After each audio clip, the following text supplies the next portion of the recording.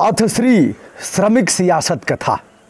इस कथा पर आज हम चर्चा करने के मूल में बता देते हैं कि किस प्रकार श्रमिकों के नाम पर सियासत की जा रही है, चाहे वह सत्ता हो चाहे विपक्ष हो। हम दोनों की बात बताते हुए तथ्यों के साथ आज इस पर एक चर्चा करेंगे। दोस्तों, यह चर्चा शुरू होती है विशेष रूप से जब औरैया में 2 दर्जन से अधिक श्रमिकों की मृत्यु हो जाती है दुर्घटना में। प्रियंका गांधी ने उत्तर प्रदेश के मुख्यमंत्री श्री आदित्यनाथ योगी जी को पत्र लिख करके यह कहा कि हम 1000 बस दे रहे हैं, आप उसका संचालन करवाइए, श्रमिकों को घर भिजवाइए। प्रियंका वाड्रा जी के पत्र पर 2 दिन खामोशी रही। उसके बाद अवनीश कुमार अवस्थी जो अपर मुख्य सचिव हैं उनके द्वारा प्रियंका के सचिव को पत्र लिखा जाता है कि आप बसों की सूची दीजिए, चालक परिचालक का नाम और अन्य जो जरूरी अभिलेख हैं उसे प्रदान कराइए। अभिलेख प्रदान कराए जाते हैं। उसके साथ ही कांग्रेस की तरफ से श्रमिकों की सूची भी मांगी जाती है जिन्हें आप पहुंचाएंगे। इधर से कहा जाता है कि आप बसों को भेज दीजिए लखनऊ। इसके लिए समय बहुत कम दिया जाता है। लखनऊ आप भेजिए और डीएम अपने नियंत्रण में उन बसों का संचालन कराएंगे। पुनः कांग्रेस की तरफ से यह कहा जाता है कि जब श्रमिकों को दिल्ली से भेजना है, दिल्ली में ही कई राज्यों के श्रमिक आ गए हैं, तो यह अपव्यय होगा, हम लखनऊ में बसों को भेजेंगे, धन का नुकसान होगा, समय का नुकसान होगा। ऐसे में अच्छा होगा कि आप नोएडा दिल्ली की सीमा में बुला लीजिए। इधर से फिर पत्र जाता है। पत्र में काफ़ी कम समय, रात दिन पत्र व्यवहार होता है। ये डिस्क्रिप्शन में हम समय लिख देंगे। तो फिर कहा जाता है, प्रदेश के अपर मुख्य सचिव अवनीश कुमार अवस्थी के हवाले से कहा जाता है कि ठीक है, ऐसा है तो आप गाजियाबाद और नोएडा में बसों को भेज दीजिए। उन बसों को भेजने में कुछ घंटे ही समय दिया जाता है। तो कांग्रेस के तरफ से यह कहा जा रहा है कि इतने कम समय में हम बसों को नहीं भेज पाएंगे, क्योंकि बसें राजस्थान और कुछ अन्य स्थानों से आनी हैं। ऐसे में हम 5 बजे तक हर हालत में बसों को भेज देंगे। बसों की सूची जाती है। सूची में कुल जितनी सूची है उसमें 879 बस हैं और शेष एम्बुलेंस, स्कूली बस, अन्य बसें हैं, ऑटो हैं, इस तरह की गाड़ियों का उसमें जिक्र किया गया है। ऐसा लखनऊ के पुलिस कमिश्नर के हवाले से और जो परिवहन विभाग है, इनका आरटीओ वगैरह है, उन्होंने कहा कि साहब इनकी बसें 879 तो ठीक हैं, किंतु और जो दिया गया है उसमें ऑटो, एम्बुलेंस, स्कूली बस इत्यादि हैं, पिकअप वगैरह हैं। तो कांग्रेस ने कहा कि ठीक है, जितनी हमारी बसें ठीक हैं उन्हीं का संचालन आप करवा दीजिए। तो कहा गया अब बसें, एक बस बताया हमने कि 16 तारीख से यह शुरू होता है और फिर 18 से पत्र व्यवहार शुरू होता है। पत्र और प्रत्युत्तर दोनों चलता है। 19 तारीख को पहली बस 8 बजे पहुंच जाती है बॉर्डर पर। बस को रोक दिया जाता है। उत्तर प्रदेश की पुलिस ने पूछा किसके परमिशन से बस ले जा रहे हो, तो उनके पास कोई जवाब नहीं था। कहाँ है ऑर्डर, कहाँ है, तो उनके पास कोई जवाब नहीं था। उसके बाद कुछ बसों का पहुंचना शुरू हो जाता है और लगभग 11 बजे तक, 19 तारीख को 11 बजे तक 500 बसें बॉर्डर पर पहुंच जाती हैं। उन्हें रोक दिया जाता है। इसी के साथ कांग्रेस के प्रदेश अध्यक्ष लल्लू सिंह हैं, वह पहुंच जाते हैं अपने सहयोगियों के साथ। वहां कहते हैं कि बसों को आने दिया जाए। इस पर सियासत शुरू होती है। वह धरना देते हैं। धरना के साथ ही उन लोगों की गिरफ्तारी कर ली जाती है। राजस्थान सरकार के 2 मिनिस्टर आते हैं बसों को लेकर के और वह कहते हैं कि बसों को जाने दिया जाए, इस पर सियासत न किया जाए। प्रियंका गांधी ट्वीट करके कहती हैं कि भले ही उत्तर प्रदेश सरकार भारतीय जनता पार्टी का बैनर पोस्टर लगा दे, लेकिन बसों को संचालित करे, क्योंकि श्रमिकों का कल्याण हो इससे। आगरा में बसें रोक दी जाती हैं, बसों को भीतर नहीं जाने दिया गया। ऐसे में संदीप जो उनके सचिव हैं प्रियंका वाड्रा के, उनके ऊपर अपराध दर्ज होता है धोखाधड़ी का। और कांग्रेस के जो नेता हैं जिन लोगों ने धरना दिया उनके ऊपर राष्ट्रीय महामारी अधिनियम के तहत अपराध दर्ज होता है। बसें अभी तक नहीं आ पाई। सवाल कुछ फिटनेस का शुरू हो रहा है, सवाल धोखाधड़ी का।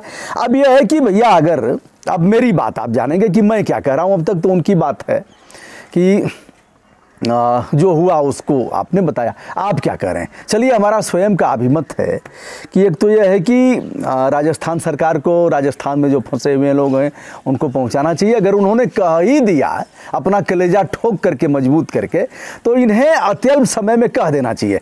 यह कहने में भी काफ़ी समय लगा कि ठीक है, हम बसों को ले लेंगे, लेकिन आप भेजिए, सूची भेजिए, चलिए। बिना सूची के, बिना फिटनेस के, बिना वैध कागजात के ऐसा नहीं किया जा सकता। लेकिन यदि इतनी बसें, इतनी जो 879 बसें हैं ठीक पाई गई हैं, कुछ फिटनेस नहीं होगा, तो चलिए आप उनको ठीक कराते। ऐसे में फिटनेस नहीं। अब मैं फिर कह रहा हूँ, बड़े बड़े राजनेता कोई बाकी नहीं है जिसकी बात मैं कर रहा हूँ, एक भी बाकी नहीं है। इवन पीएम मोदी से लेकर के तमाम लोग, जैसे गाड़ियों का क्या है, सीट बेल्ट लगाएंगे आप, सीट बेल्ट लगा करके ही 4 पहिया वाहन में चलेंगे आप। आगे और पीछे वाले दोनों हेलमेट लगाएंगे। बहरहाल आगे वाले का हेलमेट मान लिया जाता है बाइक पर। लेकिन प्रधानमंत्री जी से लेकर के तमाम राजनेता, उन्हीं गाड़ियों में एक होल कर दिया जाता है और उस होल पर एक बड़ा सा चेयर रख दिया जाता है खड़े होने का, और नेता खड़े होकर के अभिवादन करते हैं। आपने देखा होगा ना, क्या इन लोगों पर अपराध दर्ज नहीं होना चाहिए? चाहे अखिलेश यादव हों, चाहे मुलायम सिंह जी हों, चाहे प्रियंका वाड्रा हों, चाहे सोनिया गांधी हों, चाहे प्रधानमंत्री श्री नरेंद्र मोदी जी हों, चाहे प्रदेश के मुख्यमंत्री योगी आदित्यनाथ जी हों, किसने मोटर व्हीकल एक्ट का उल्लंघन नहीं किया है? सब करते हैं, सब करते हैं। चलिए साहब, ऐसे में जहां बसों, ट्रकों में झूल करके और अमानवीय तौर पर एक तो नीचे लोग बैठ रहे हैं, दूसरा बसों पर बल्ली पटरा लगा करके उसके ऊपर 3 तल्ले बना करके जो भूसा वाली गाड़ियां हैं, जो पशु वाली गाड़ियां हैं, ठूस ठूस करके श्रमिक आ रहे हैं। तो ऐसे में यदि थोड़ा सा फिटनेस, मैं इसकी बात की नहीं करता, फिर भी दावे के साथ सीना ठोक करके कह रहा हूं कि उत्तर प्रदेश के ऐसे जिलाधिकारी और पुलिस अधीक्षक हैं जिनकी गाड़ियों का फिटनेस नहीं है, और हमारा कुछ बिगाड़ नहीं पाओगे आप। मैं दावे के साथ कह रहा हूं, हमारे गाजीपुर के डीएम साहब की ही गाड़ी का फिटनेस नहीं था, उनकी गाड़ी के जो वैधानिक जो प्रोसेस है वही पूरा नहीं था। करेंगे हमारा कुछ? फर्जी मुकदमा करा देंगे, मैं जानता हूं, दिखवा देंगे। सियासत की ताकत का प्रयोग करके, दुरुपयोग करके आप ऐसा करवा देंगे। मैं यह नहीं कहता कि अवैधानिक गाड़ियों का प्रयोग हो। अगर इतनी गाड़ियां वैध थी, चलिए वैध 200, 400, 500 जो भी वैध थे, आपने क्यों नहीं चलवा दिया? कई घंटे तक माथापच्ची, रसाकसी और वाद प्रतिवाद कराना क्या चाहते हो? श्रमिकों के बारे में किस तरह से अमानवीय दृष्टिकोण विकसित हो रहा है, मैं एक को नहीं कह रहा हूं, को बड़ छोट कहत अपराधो। इस तरह से दोनों सरकारों ने किया है। मैं विशेष रूप से कटघरे में खड़ा करना चाहूँगा आदित्यनाथ योगी जी को। यदि आपने बस मांगा और उसने समय से पहले बस दे दिया, तो बसों का संचालन कराना चाहिए।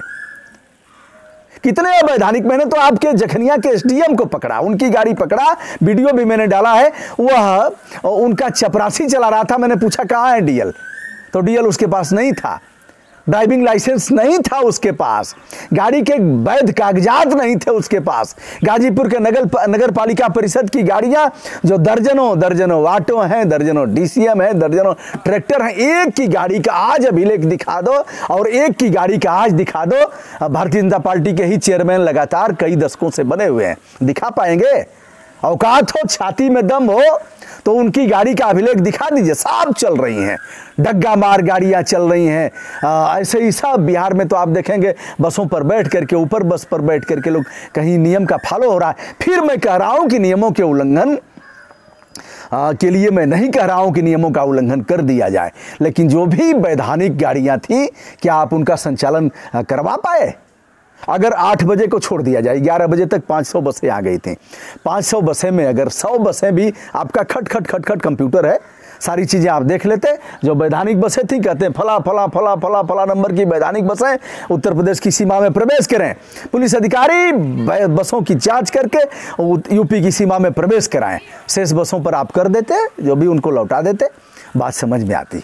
लेकिन यह सियासत का खेल, भूखे प्यासे जो मजदूर हैं, जो अपने घर को पहुंच रहे हैं, जिनके पैरों में छाले पड़ गए हैं, और जो पूरी तौर पर अमानवीय दृष्टिकोण, जहां प्रतिफल, जहां दृष्टिकोण दृष्टिगोचर हो रहा है, उन मजदूरों के साथ यह भद्दा मजाक किया गया है, जिसकी कटु निंदा की जाती है, भर्त्सना की जाती है।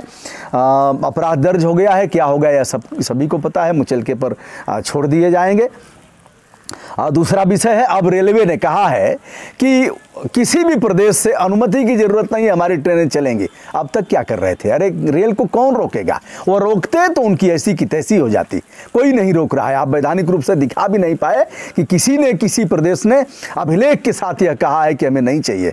तो आपने, और किराया भी वसूला गया, पीट पीट करके, पीटने से भी प्राय है कि लाइन में लगा करके पीटा गया।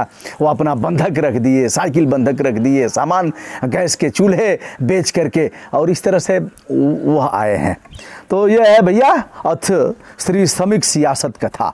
कथा है स्वार्थ की, फरेब और ताज की। सारथी हो या धनुर्धर, कुछ नहीं कहना है। सभी एक से एक ही जैसे सभी दिख रहे हैं, एक ही छट्टे के बट्टे हैं। फ्लाइट की भी बुकिंग जून से शुरू कर दी गई है, ऐसा हमने देखा है। कोरोना गांव की तरफ चल दिया है। बच के रहना है, बचा करके रहना है, और अपने जान की कीमत, यात्री अपने जान की सुरक्षा स्वयं करें, और सामान चोरी होने पर कोई जिम्मेदार नहीं होगा। तो ये भैया, जो भी लोग हैं देशवासी, अपने बहुमूल्य जान की सुरक्षा स्वयं करें। संक्रमित होने पर यह देश इसके लिए जिम्मेदार नहीं होगा। विनम्र भाव से ब्रजभूषण दुबे का प्रणाम स्वीकार करिए। धन्यवाद।